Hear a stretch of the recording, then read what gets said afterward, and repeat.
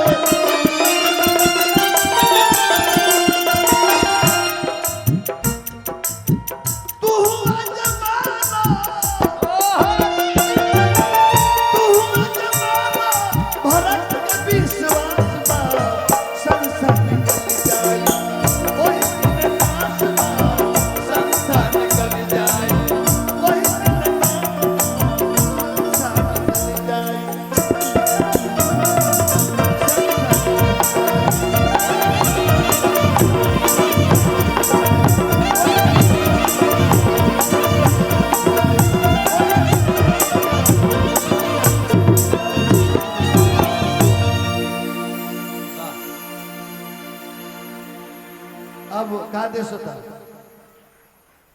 8:40 हो गई बंद कर दीजिए आपकी ये गौरी कर दी